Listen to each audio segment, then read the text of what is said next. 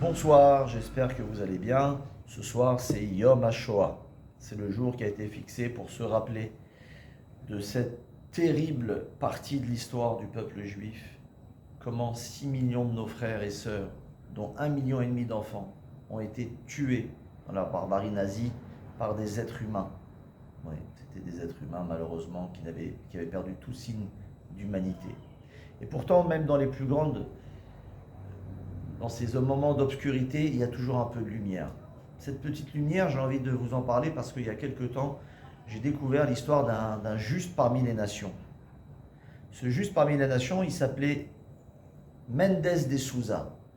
C'était le consul portugais à Bordeaux, qui va être un juste parmi les nations parce que c'est un homme donc, qui n'est pas de confession juive et qui va délivrer. Alors il y a deux opinions, certains disent 30 000, certains disent 10 000 visas à des juifs qui étaient face à la mort, français ou immigrés qui avaient entendu parler de lui, qui pouvaient donc délivrer des visas et permettre aux juifs d'aller vers le Portugal, et de là-bas beaucoup finalement ont immigré vers les États-Unis.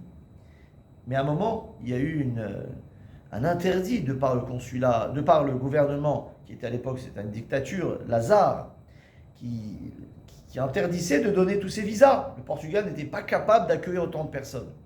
Et donc ce consul, ce juste parmi les nations, a été confronté à un dilemme.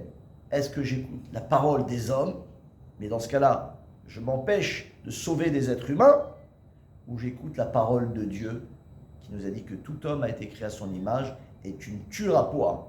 Tu ne tueras point, et donc tu ne participeras pas, même si c'est indirect, tu ne participeras pas à ce crime contre l'humanité.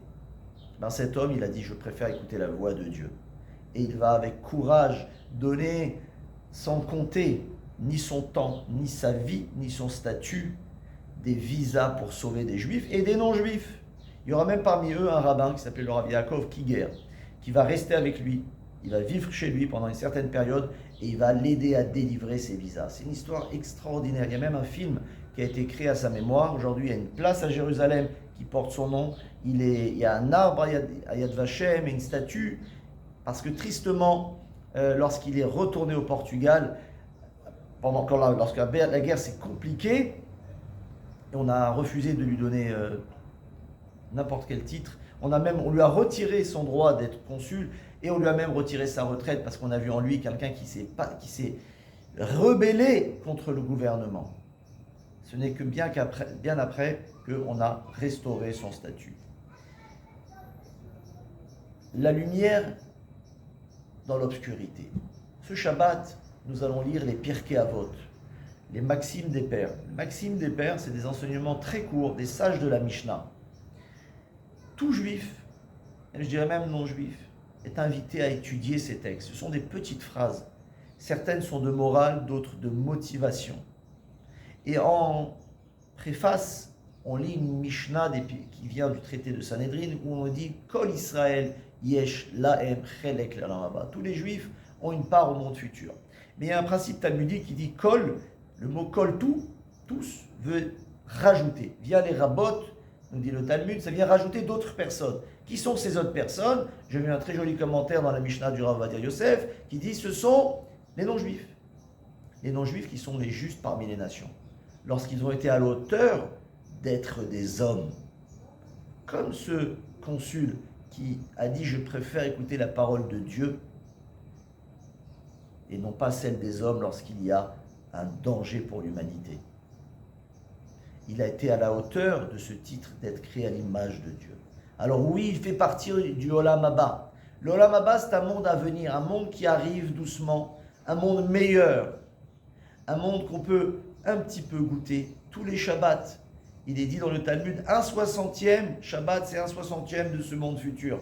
Il y a ce bien-être, cette paix intérieure qu'on connaît tous les Shabbats, en famille, entre amis, avec la communauté, à la maison, à l'extérieur, on coupe avec la matérialité, on apprécie la nourriture à sa juste valeur, on apprécie le travail de chacun, on discute, on marche doucement, on souffle, on coupe avec toute cette routine pour apprécier le monde dans lequel on est. Alors on se prépare au Olam Haba, ce monde qui arrive. Et bien tous les hommes et les femmes, enfants, qui vont être dans ce travail d'apprécier l'image de Dieu qui est en nous. Et cela va se traduire par des efforts, par un courage, comme l'a fait ce consul, auront leur part au Olam Haba. Yom Zikaron chez la Shoah, un jour comme aujourd'hui, un jour où on doit méditer sur quel est le privilège d'être un homme.